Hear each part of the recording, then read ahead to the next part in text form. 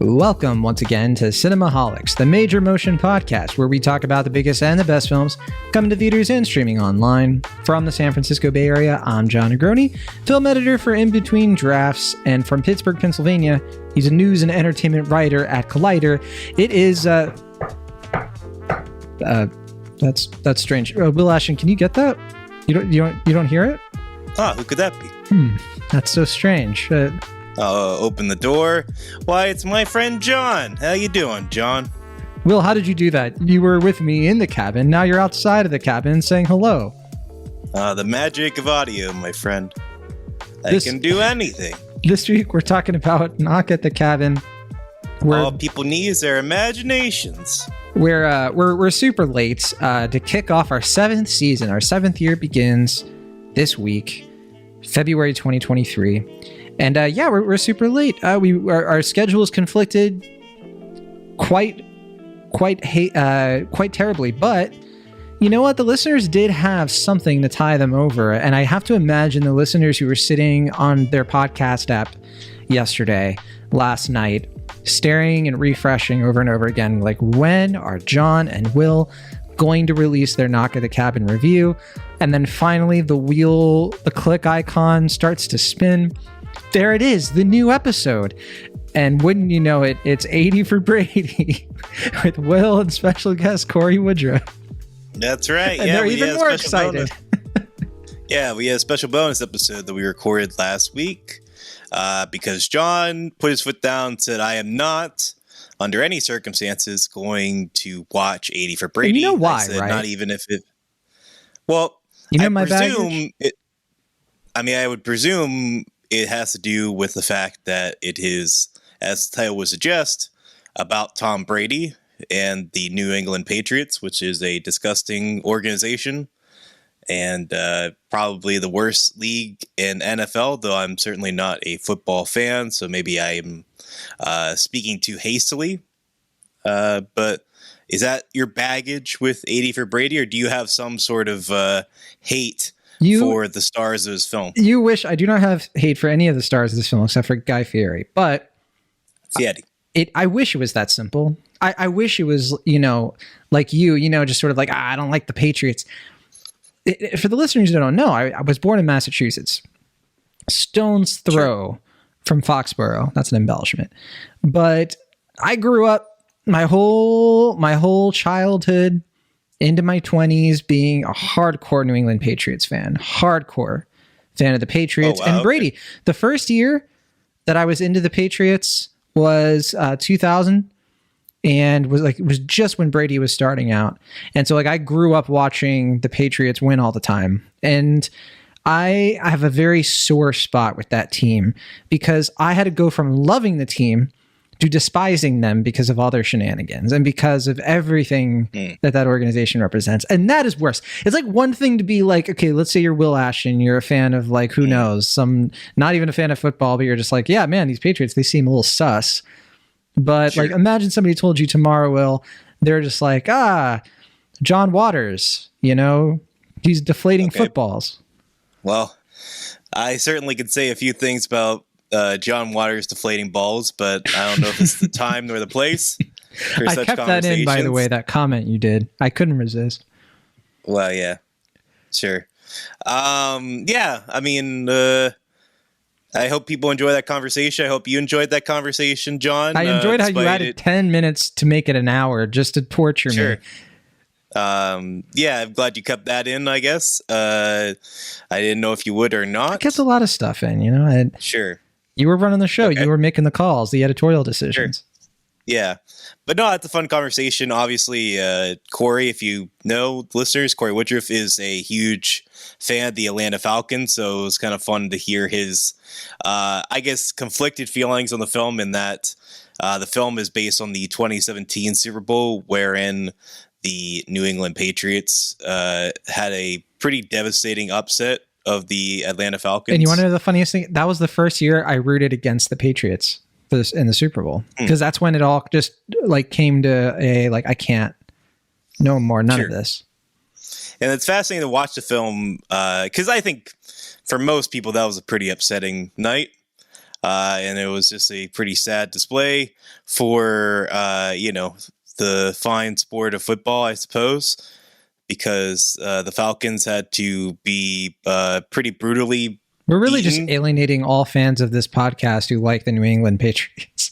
I hope nobody is listening and thinking we have anything against anybody who's a fan of the Patriots, because like literally everyone in my family still is, and I love them, and I have no ill will toward anybody who likes the Pats.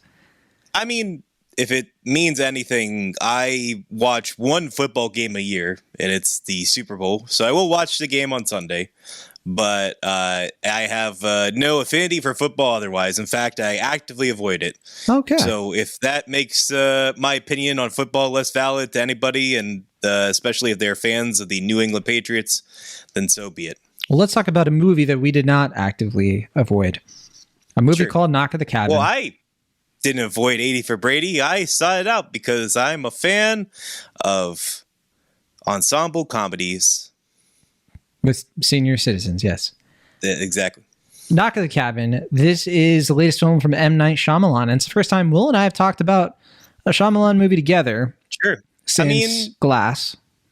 You could say it's another film about four friends who get together under unbelievable circumstances during a once-in-a-lifetime event. Yes, that ends the world for many people. Exactly. There you go. You're feels like the end of the world. Yeah. Yes. This is Shyamalan's latest film since Old. So Old came out summer of 2021. And Will, you and I weren't able to talk about that movie together. Kimber Meyer, special guest, was on, and it's been too long since we had Kimber on the show. I don't know if we had her on since Old. I wanted her on for this conversation. Yeah. Can you imagine making her wait all the way until Wednesday night?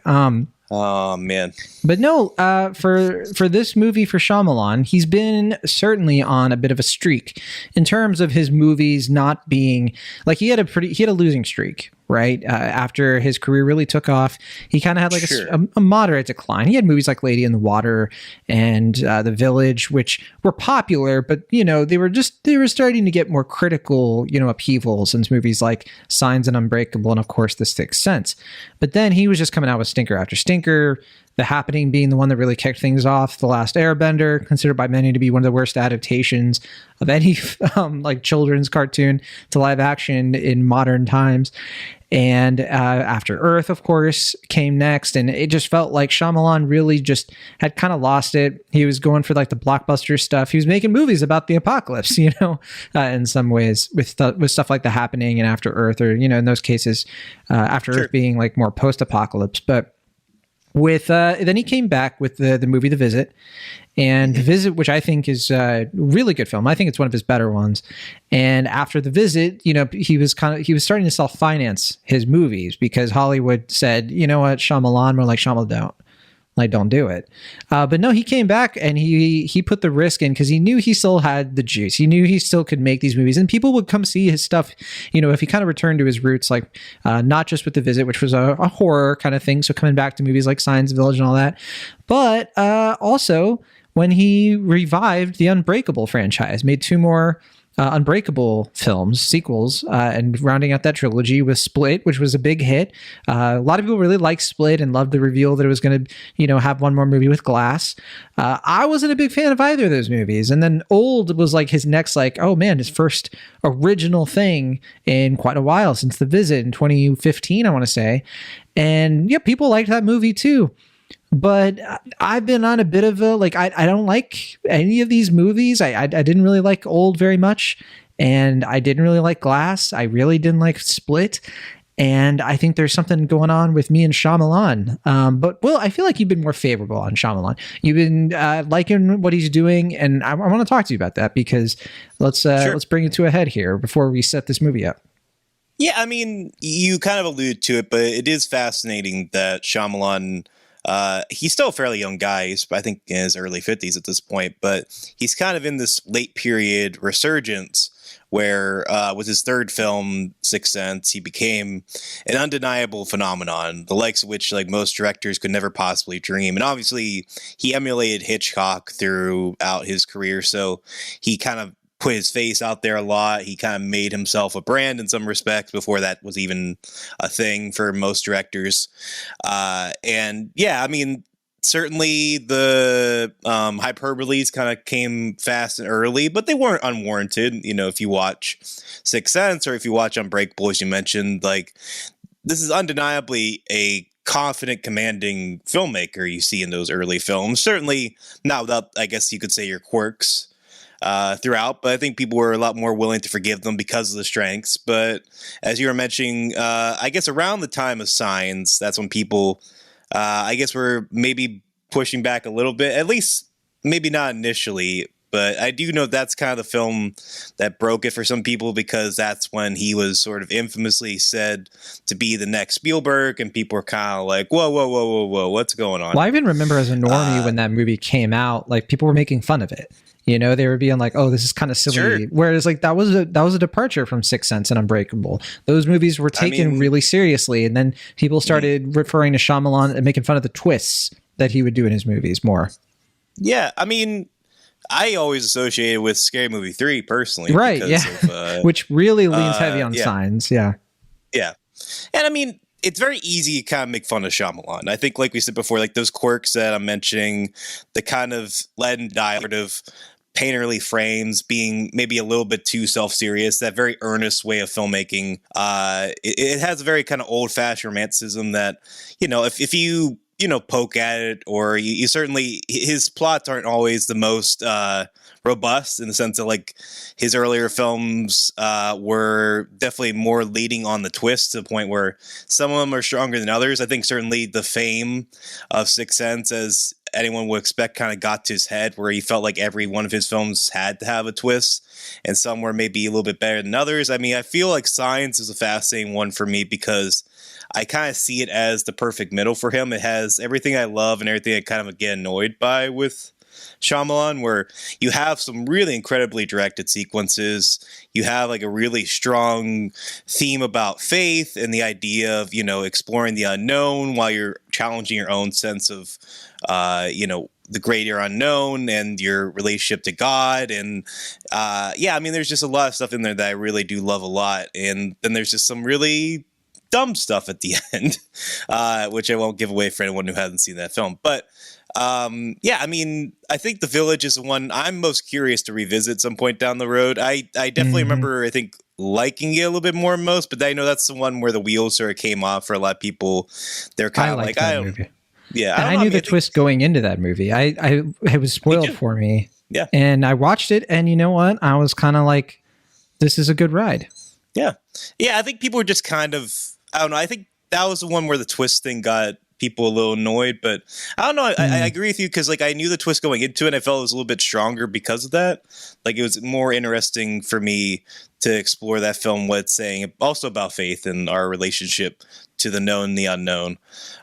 Something that kind of becomes a recurring thing throughout his work. But yeah, but like that mid period, then you have like The Happening, then you have The Last Airbender, then you have After Earth, where he was just really kind of starting to branch out of his comfort zone. Like The Happening is his first R-rated film. It's kind of emulating these sort of heightened B movies from like the 50s and the 60s, and just with this style being so incredibly earnest, I think a lot of people just saw it as kind of wonky, and certainly because Shyamalan's strength isn't usually in his, naturalistic dialogue. I think a lot of people understandably were prone to like make fun of that film, and obviously, like I said, the shine was kind of off the, what's the expression? I can't remember exactly what it is, but I mean, it just seemed like at that point, everyone was just kind of skewing away from their appreciation of Shyamalan. But The Visit, a film I don't necessarily love, but I can understand like that was kind of the return. He was putting his own money into his work. He was going smaller. That and Wayward Pines, the show that he was executive producer of and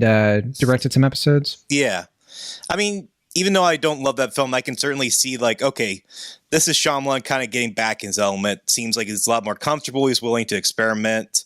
He seems like a little bit more in control of his vision again. And Split for me was like that big return where it's like, it felt like a relief for me. I can understand why people take issues with it. Certainly, I feel like its portrayal of mental illness is something that is worth many, many discussions. I don't know if I'm equipped to have those discussions, but I think as a piece of, early January entertainment, it's incredibly slick and fun and goofy, and it's led by a really fun performance from James McAvoy, as long as a strong leading turn from Anya Taylor-Joy.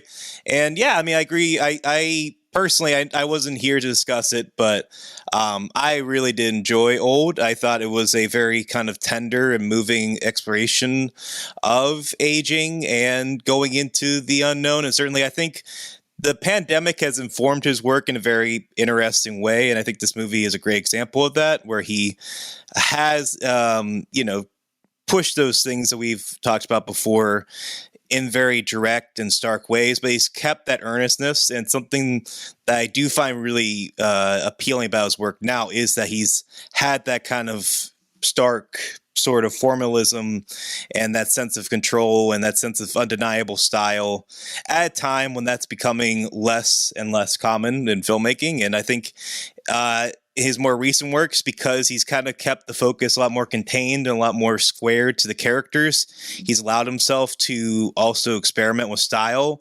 and filmmaking techniques. And that was especially the case with Old. And I think that was for the better. But I can certainly understand that people kind of took that movie as maybe being more style over substance, I guess, or maybe more visually inventive than narratively compelling.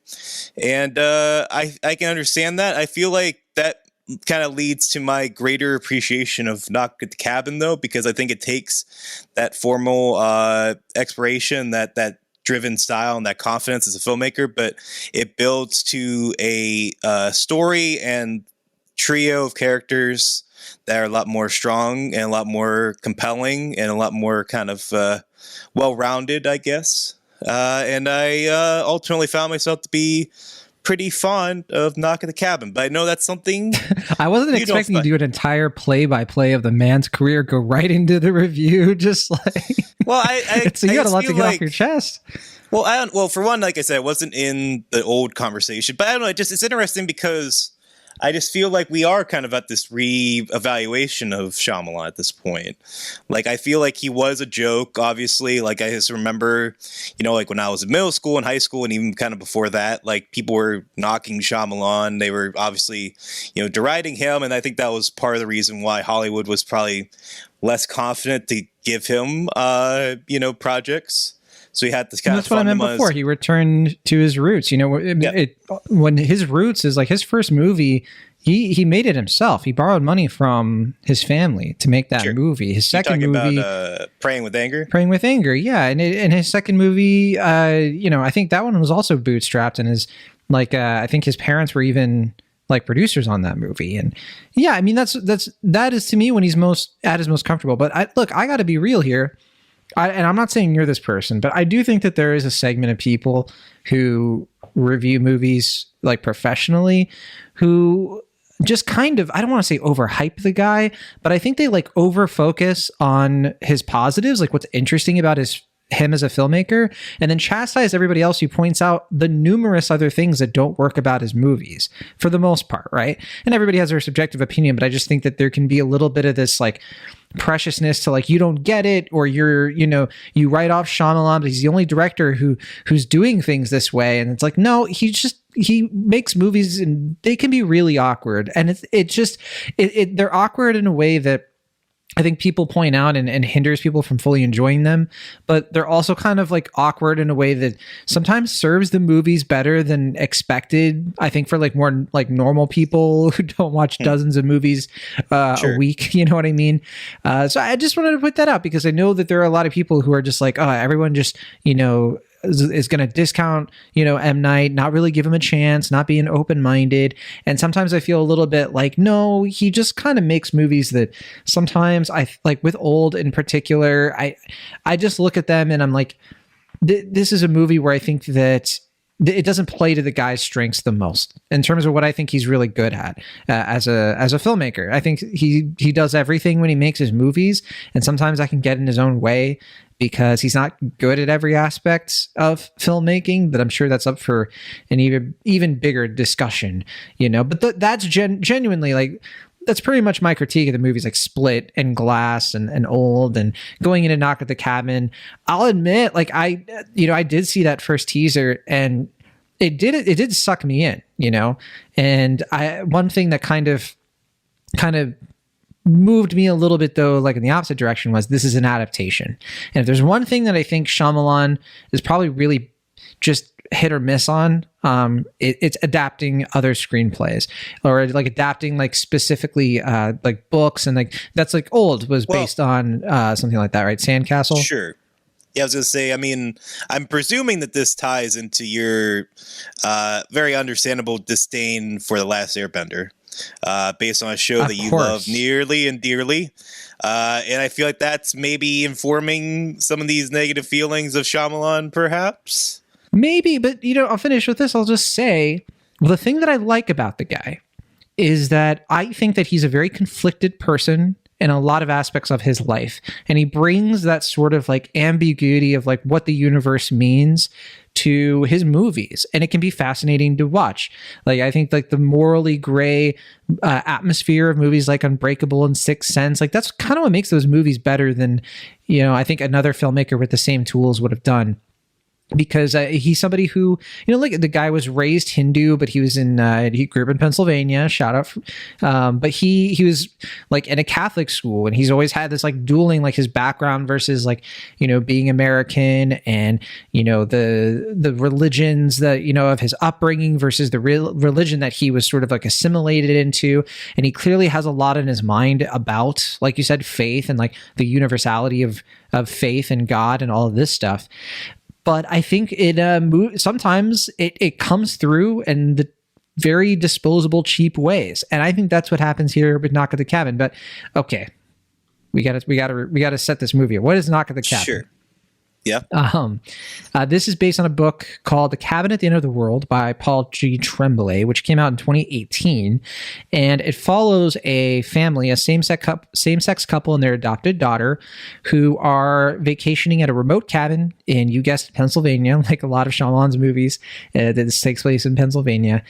And while they're, hanging out and everything's going fine, the young girl Wen, played by Christine Cui, she is approached by a huge dude with tattoos and glasses. His name is Leonard. He's played by Dave Bautista. And at first they kind of like hit it off. He seems very gentle, but he's also, the creep factor is probably ringing for a lot of parents. Ultimately, he scares her off. She runs back inside. And next thing we know, he is joined by 3 other strangers. They all have makeshift weapons, and they're trying to bust into the cabin for reasons that are seemingly pretty dark and sinister. But of course, this is not a simple home invasion thriller, and I don't want to get into too much detail. The trailer does spoil a little bit more than this, and we might speak to it to an extent of what the setup of this movie is, because it's not like there's some huge twist in the middle of the movie. A lot of what's going on gets explained very early on, within like the first 20 minutes.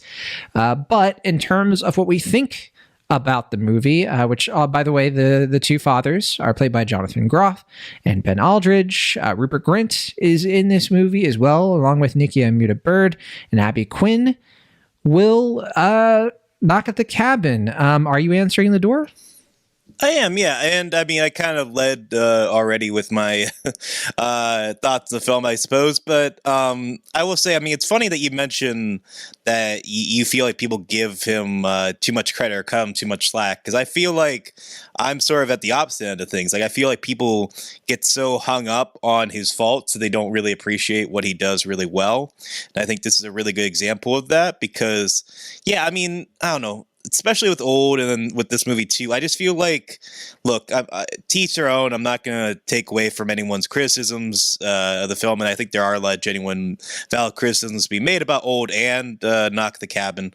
But I feel like at this point, like when people are like, "Oh, the dialogue is still stilted," "Oh, like this and that about the writing," I don't know. I mean, some of the criticisms I get, a lot of them I'm also kind of just like, I don't know, for lack of a better word, I feel like they're just kind of hack at this point because I don't know. I mean, I guess at this point you just kind of know what to expect with Shyamalan. Like he's made like 10 or so films at this point. I don't know. I just don't really get why people get so hung up on the dialogue as much. And the one thing I find myself really impressed with this film is that it seems a lot more natural. I think part of that is because of it being an adaptation. So I guess I push against you being like he's at his weakest when he's making an adaptation, because I feel like he's buoyed here by the fact that he's able to take someone else's work and have kind of more robust kind of discussions. And I think it's also elevated by having performers like Bautista and the young actress here. I forget her name. I apologize. Kristen Cui. But no, I don't think the dialogue is bad in this movie. Okay. For its credit. I don't think Old, I think it had pretty bad dialogue. I think it's bad. But like I don't think it's just awkward or stilted. I just think it's badly written. In this I actually think that it's better. Like it's perfectly fine, serviceable. Yeah, I don't know. I just feel like it's something that people get kind of hung up on, and I just don't at this point really understand why. It just seems like kind of, I don't know, for everything that he does, I think, well, with this film and that film, I just feel like it's just one of those things where it's like, yeah, I mean, you can criticize it, sure. I just don't really think it's worth, disparaging what else works in those films. But with this one, yeah, I agree. I think it is elevated tremendously by the strengths of these two performances in particular. I think it reminded me again, the young actress's name. I'm going to remember it this time, but Kristen Cui? Kristen Cui, yes. Who I think is probably the best child actress performance or best child performance that Shyamalan has directed since Haley Joel Osment.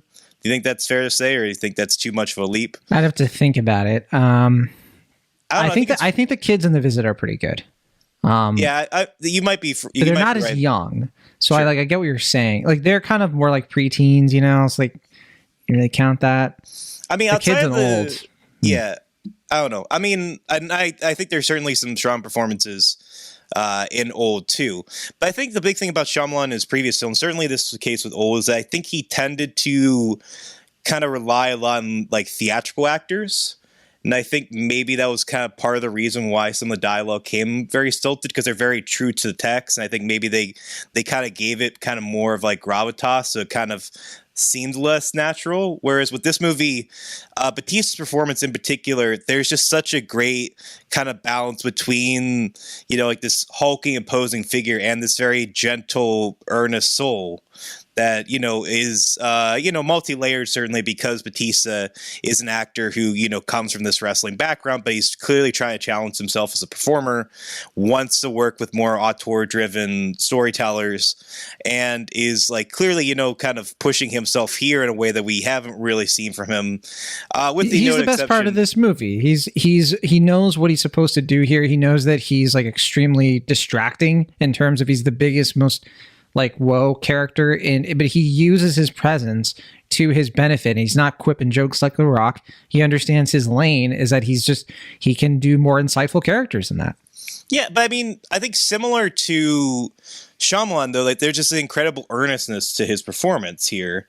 And I guess people kind of get hung up on the silliness of the premise, but I think I was never really bothered by like how goofy or over the top it is, because I believe Bautista, and I believe that like he, is someone who, whether he is a crazy cult leader or he's actually foretelling the apocalypse, like I believe in his conviction, and I don't really like see him as like this like mysterious antagonist or this kind of woeful guy. Like it's a multi-layered performance that really brings out the mystique, but also just the tragedy of this guy. And I think having that performance anchor this movie is exceptional in its own right. But I think this is also probably some of the best acting that he's gotten from any of his casts in a long time. I think there's like no Blade Runner 2049 probably being the last.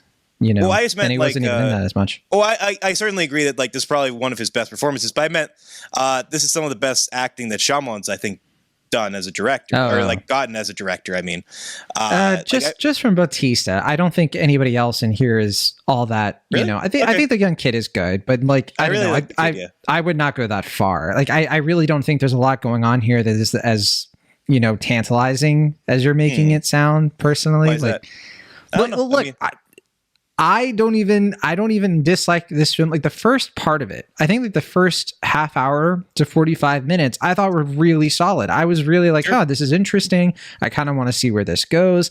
I thought the performances were all pretty good, and Bautista was on fire, right? But I think as it goes along, it just continues to take away it's all the credit that it's building up.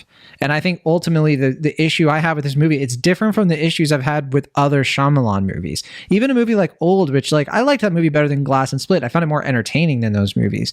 But my issue with Old, it wasn't the tenderness. It wasn't the sort of like finding the, the sort of, heart in this like extremely outrageous situation.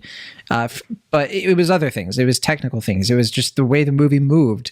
This movie like moves, like the pacing is actually there. I actually kind of, am interested in these characters and I want to see what happens next scene to scene. This is stuff that I was like, oh, wow. Like we actually have like, I think for me, at least the first really good Shyamalan movie in a while. But ultimately, I think where this movie lands, where it goes, and I think this is a case where it's like its last half hour kind of just, for me, it just ruined it. And we can talk about that, but obviously, like not in as much detail. Yeah, I'm certainly without criticisms, to be fair, and I think with Old, I don't know, I don't really understand what you mean by that, because I felt like the pacing was very deliberate and needed to be kind of disorienting, and that experience needed to be like that for that film to work. But I get where you're coming from in the sense that like that film and this movie, without giving anything away for either film, there is that kind of nagging feeling of just like, oh, Shyamalan, can you just trust your audience just a little bit? Like there's a scene in that movie where it's just kind of like you're giving away you're explaining too much. Like you can just let this be, and you don't need to monologue over this, or you don't need a character monologuing. I mean, and this movie was even more pronounced because it's just like there's one character here who's explaining the metaphor, such as it is, and it's just like, man, you could just trust your audience here. You didn't have to do that. You didn't have to spoon feed them, and that kind of gnawed at me. But it is interesting that, without giving anything away with the book, because I was reading the synopsis, like it seems like this is a fairly faithful adaptation up to a point, and then there's a very drastic change that happened. I think it's the most offensive thing about this. I think it takes everything that the book was trying to do and just spits in its face. And like to me, it's classic Shyamalan just not understanding, I think, the fundamentals of like the connection between the emotional part of storytelling and the practical part of storytelling, and like completely and you mentioned like you're seeing how COVID and pandemic stuff has gotten to him. I think he like took a look at everything that's going on around him and just like handed us like a completely different, like just such a weird, toneless, like absolute misunderstanding of the world around him that I find deeply like annoying, because I'm like, he's smarter than that. And I just think that he either doesn't care, or he's just kind of like looking at it and just making these changes for the heck of it, which I don't think is the case, because I don't think he's that kind of person. Oh, I totally disagree. I think he's just trying to do something different than where the source material wants to go. I think he's going. I think he's doing it purposely. I think he's doing it purposely, but I think he's doing it in search of empathy. Like I don't think he's doing this to be, contrary or anything like that. That's kind of what. No, that's what. No, so we agree. I'm saying that he's not doing it just to do something different for the sake of it. No, I think it's would be very deliberate. I mean, you can disagree with it all you want, but I feel like that's what I said. Yeah, I'm not saying that he did that. I'm saying it's like one of two things, and I don't think it was that. But I don't get why you feel it's a spit in the face to the novel, because I feel like the novel is kind of going for something more sort of sensational, and he's going for something more kind of soulful and searching, like you were kind of alluding to before. Because there's no honesty to it. I think that he's just kind of looking at what the book was trying to do and how the book was trying to present the world a certain way, and to really sort of get the reader to understand like what the world does to people. And there's empathy to be found in that. There's empathy to be found in that kind of like, I don't want to even say the word because it might give away certain things that have to do with the book. And then he takes his movie, and to me, it's just like putting vanilla ice cream on top of like a diamond. Like it's just vanilla. It is just a complete like it's just not honest. To me, it's just it's completely superficial and kind of just extremely lazy. Like I genuinely like look at it and I'm like, why even adapt this? I just think that it's one of those things where like, if you're going to make the change, this is interesting. I'm going to bring up The Last of Us, which you haven't been watching. Sure. And you claim you never will. But, I've been watching that show on HBO, and I've been listening to the podcast, the official podcast that like accompanies it, where the creator, Craig Mazin, I know you're the biggest fan of his movies. He says, he talks about hang on. I have nothing against Craig Mazin. I don't know what you're going. I mean, he's had some, stinkers in his filmography, but I mean, I'm not against him or anything. I think he's an incredibly smart, talented writer. I mean, you said you want to watch Chernobyl at some point, but anyway, or you might watch it. But anyway, all that to say, while making The Last of Us, which is an adaptation of a video game, but into a TV show, he and one of the other showrunners, Neil Druckmann, who not going to be a showrunner for season 2, but they talk about, because Neil Druckmann was the director, the creator of the games, right, in terms of the story and all that. And when they were looking at what changes to make when they were adapting the video game to the show, and to be clear, for people who don't understand, The Last of Us is considered one of the best video game stories, like in all of video games. It's hailed as like a modern classic among the gaming community for its story.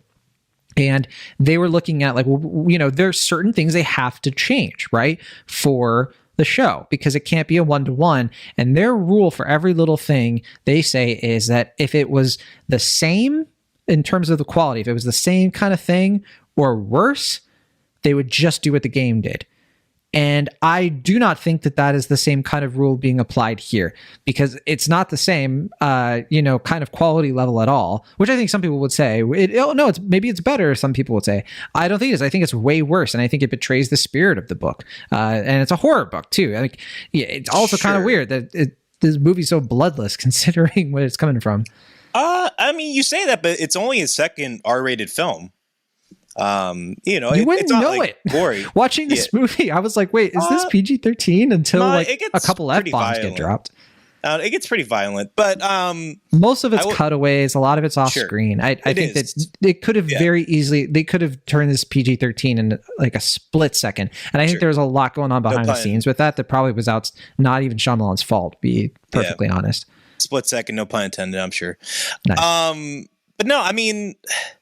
It's funny that you kind of mentioned that, though, because I think what's fascinating to me about this film, as far as its place in Shyamalan's filmography, is that, when I talk to people about the film, or I mention I've seen the film, the question I get inevitably is, oh, so what's the twist? Or is the twist any good?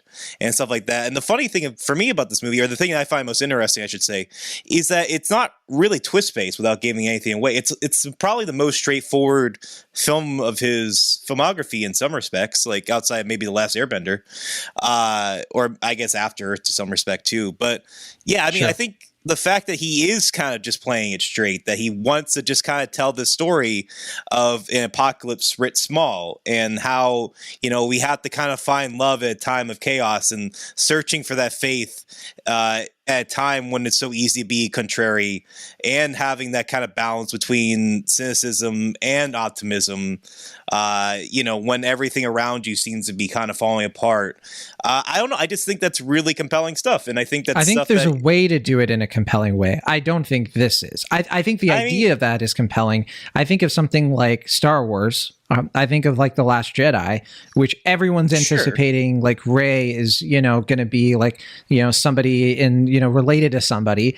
And then Rian Johnson famously was like, the twist is that there's no twist. The revelation is that there's no revelation. I'm not going to do the same thing they did in Empire Strikes Back. Obviously, they undid that in the next movie. But like that to me is like, that's how you do it the right way. That's how you can have an anticlimax, or you can sort of be like, you can do what you're saying. But I think for me, at least, it was more of like that's it. Like, okay, like you're not really going to, okay.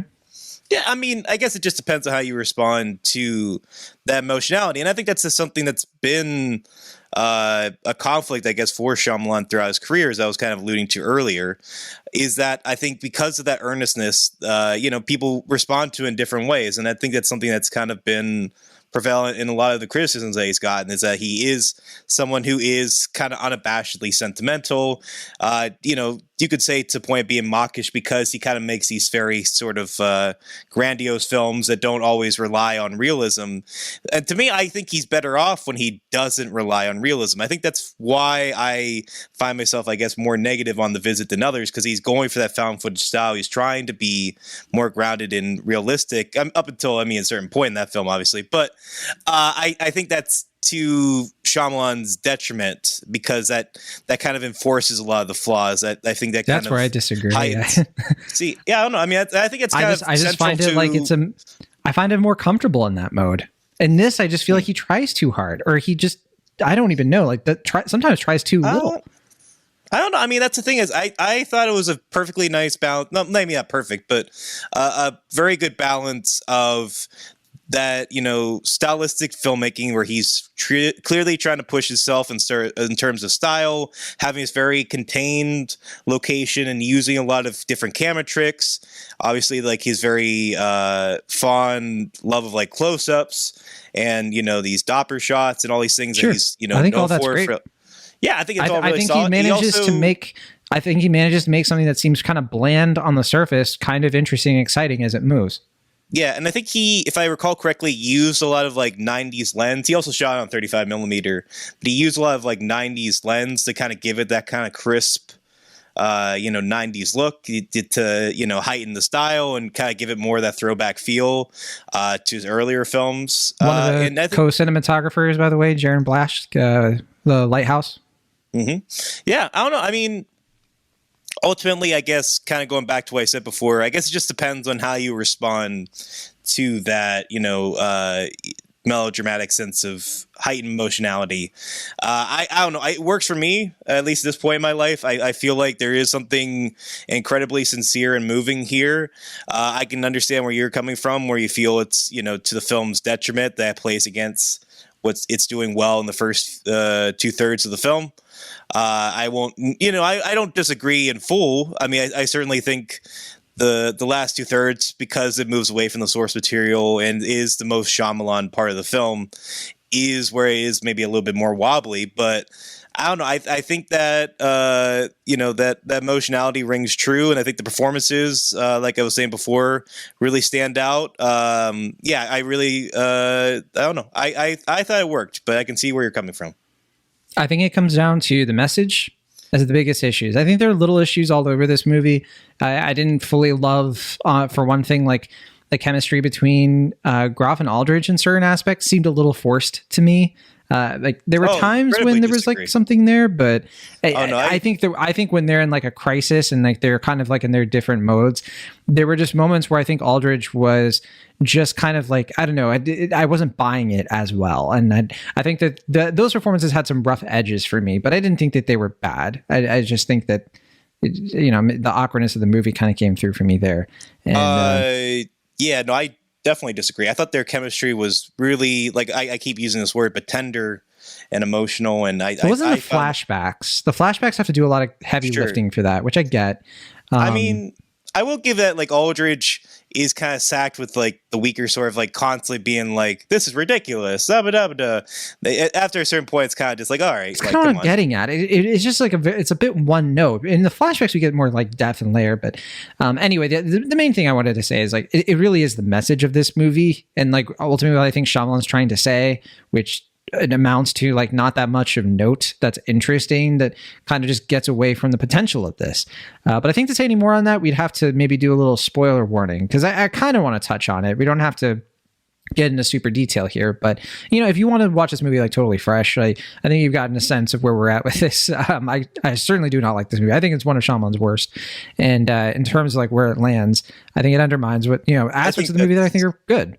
I think that's a crazy thing to say, but you're entitled to your opinion. Absolutely not. I would not. I would watch Old over this. I genuinely would. I'd watch most of his earlier films.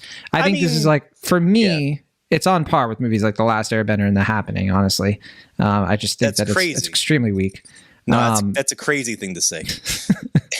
I just do not like it. But I think that to say any more, Again, one last spoiler warning. We'll play the Rotten Tomatoes game in a minute, but we won't give away the ending of the movie necessarily.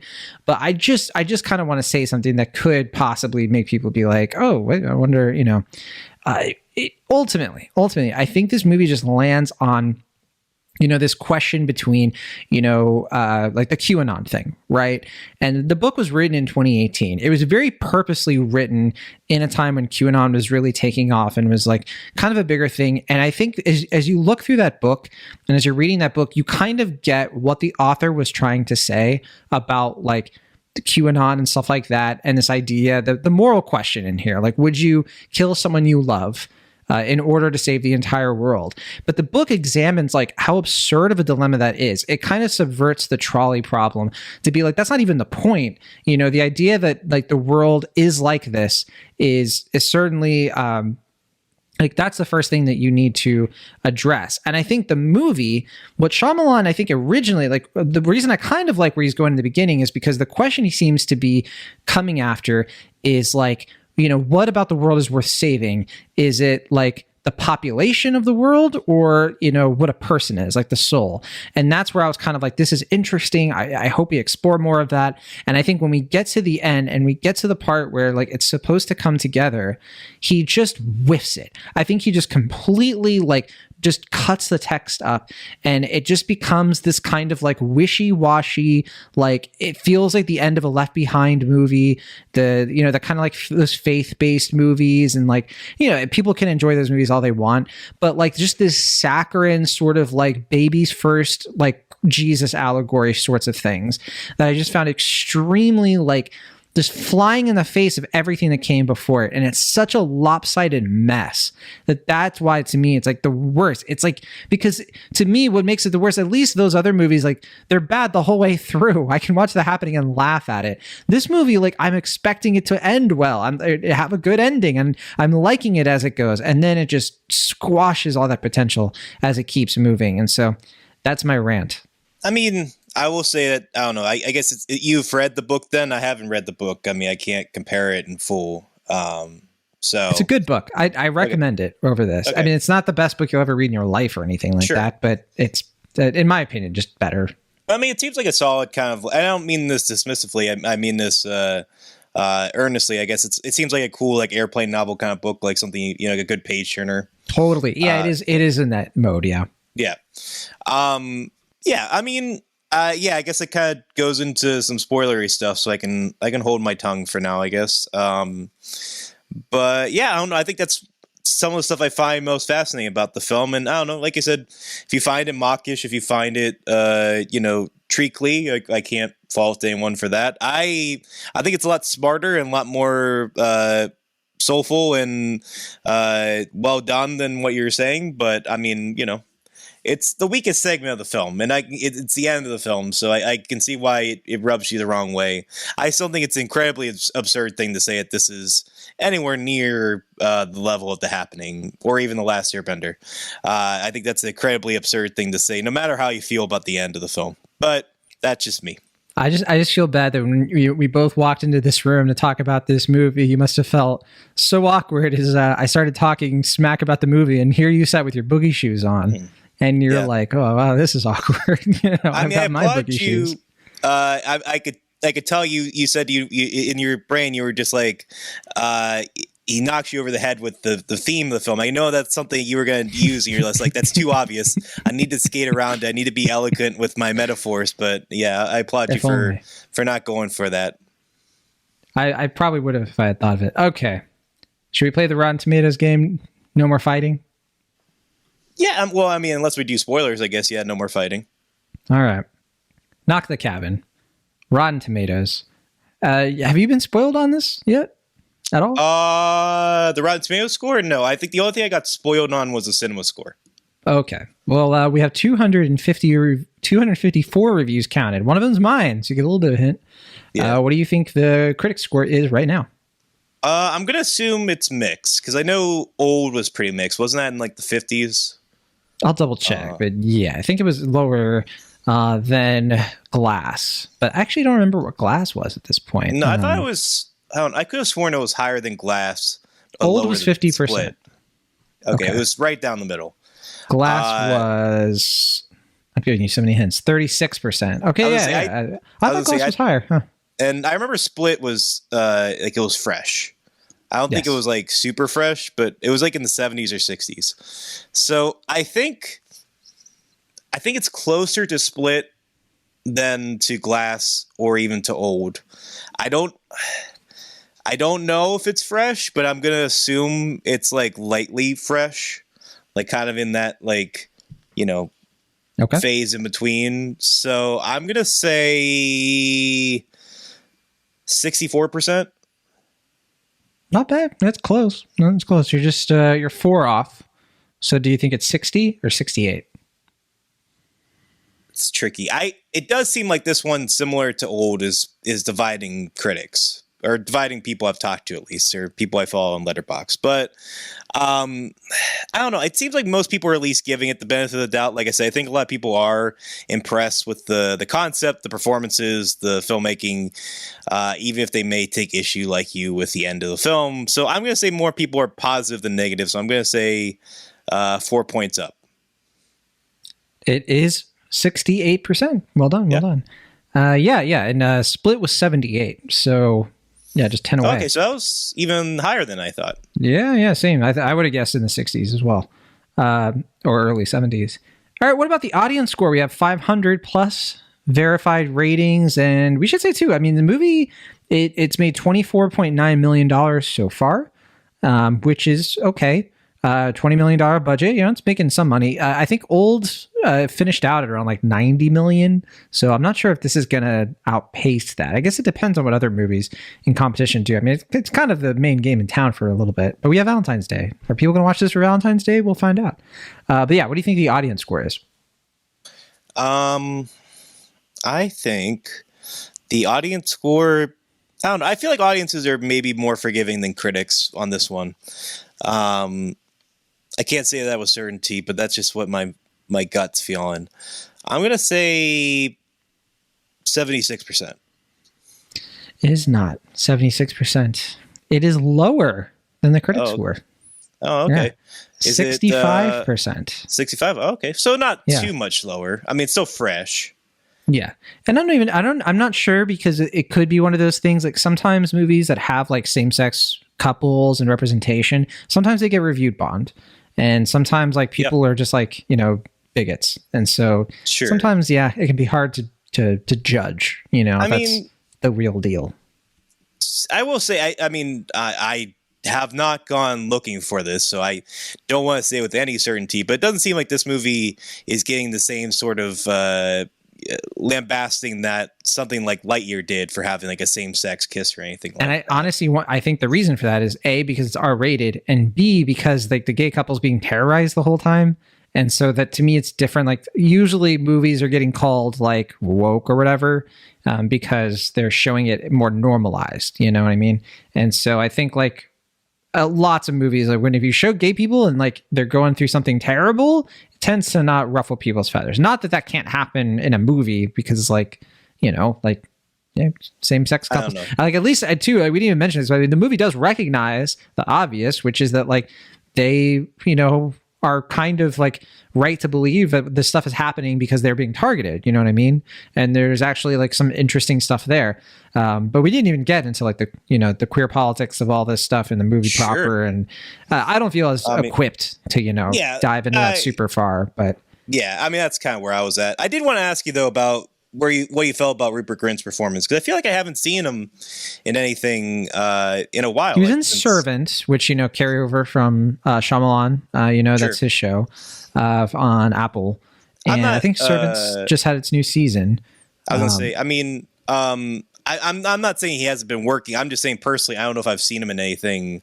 I mean, I haven't either. I haven't seen Servant, so that's the only thing I'm aware of that he's been in. Definitely the highest profile. I'm not sure what else he's been in lately.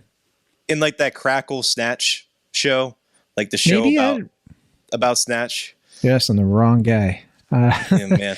But I like Rupert Grint a lot. I think that he is. I want to see him do like an indie turn. You know, like just show up in a bunch of like Americana, you know, like driving across. I got to get all the way to Wyoming But I have this dead body in the back of the car and I have syphilis. Like, that would be great. Rupert Grint. I mean, I will say that because he's supposed to be like from Massachusetts in the film, right? Tie back, to speaking of 80 for Brady.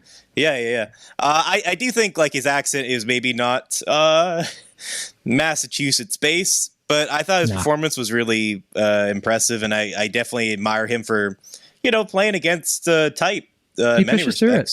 Yeah. I mean, it's just fascinating because like obviously we've seen Daniel Radcliffe do a number of things since Harry Potter. I mean, he's been going out of his way to like be That's kind of different though, because when he does his road trip to Wyoming with a corpse in the back of the car, he has gonorrhea. Yeah. All right, the cinema score. All right. You got spoiled on this. Sure. I just wanted to say, I don't know. I thought it was cool to see Rupert Grint again, see him on the big screen, no less. And I thought he did, outside of a, maybe questionable accent, not in the sense that like he did a bad job with the accent, but just the location of it. I thought he did a nice job. I'd like to see more turns from him. That's all I wanted to say about Rupert Grint. Okay, so the cinema score. We both got spoiled on this. We both know what it is, right? Did. Yeah, it's a C. Yeah, it's a C. Yeah. Yeah, C for cabin. I do kind of miss when we would do that. Now we can't really do it anymore because we don't do letter grades anymore. Sometimes we make the wrong decisions. Just kidding. No, I think we've been tremendously better off. For not doing letter grades. We would have had a lot of fighting if we gave our letter grades for. Yeah, I would have done a C. I would have done a C for cabin. I would have done a D for Dave. You've been like, John, you moron. This is a B minus. No, right, I'd say it's higher than a B minus, but yeah. Yeah, I know. Okay. On Letterboxd, we have 70,000 watches, quite a lot. But what do you have for average rating? 0 to 5. What do you got? It's interesting. I don't know. This could lead any number of ways, I think, even more so than the Rotten Tomatoes scores. I'm going to say it is I'm going to do one I've done before, a 3.3. Yeah, it's so close. So close. 0.1 off. You're in the zone. 3.2 or 3.4. I'm going to say 3.2. Yeah, it's 3.2. You did pretty well this week. Well, thank you. Yeah, if this was a game of horseshoes, you'd be on top. But all right, that's Knock at the Cabin. It is now playing in theaters. Don't listen either. If you want to watch this movie or you want to skip it, you got to do what you got to do. But if you have an opinion, you have to make the choice. One of our takes has to die, and we can't do it ourselves. Yeah. Well, this is fun. I hope the next Shyamalan movie, when that comes out, we'll have worked out our baggage. We'll have done some kind of ceasefire. You say that, but like you are constantly just like, oh, we haven't fight in a long time, or like we don't fight anymore. And it's sometimes fun to kind of go back and forth. We're civil, but look, everybody's saying it. Everybody says this podcast is like a marriage, and a marriage is working when there's fighting, there's argument stuff.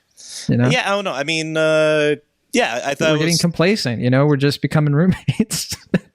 I guess, yeah. I don't know. I think you said some fairly ridiculous things about this movie, but that's fine. That makes for solid radio. But I think you gave it your baseball try. You threw the pitch, and look, it hit somebody in the audience, but that's okay. Like you put your strength into it. I don't know. I said my piece about Knock at the Cabin. What are we talking about next week? What's on the list? Magic Mike? Yeah. That's the movie? Or Your Place or Mine? No, I don't care about that. I mean, somebody I used to know? I do want to see that. If we had more time, because it's, God knows it's been hard to find times where we can record. It would be fun if we kept the tradition alive from last year where we did like bonus of Marry Me and I Want You Back, the two rom-coms. We kind of like had them compete. We did like a blind date kind of thing. It was nice. Yeah, I mean, it could be fun to do that again with Your Place or Mine or Somebody I Used to Know, the two Valentine rom-coms heading to streaming this year. But yeah, I feel like Magic Mike is the way to go for the main review. I'll look into it. Was it anybody in here? I've never watched the Magic Mike movies. Really? I've always wanted to. They're fun. I would recommend I get to have a fun weekend. I was going to say, I mean, the other option is that we finally talk about Skinamarink, which is now on Shudder. I don't know what that is. Okay. All right. Well, that'll do it for this week's episode of Cinemaholics. Sure. I'm the Internet California. I'm John Negroni. And for Internet Pennsylvania, I'm Washington. Oh, geez. Not again. Oh, boy.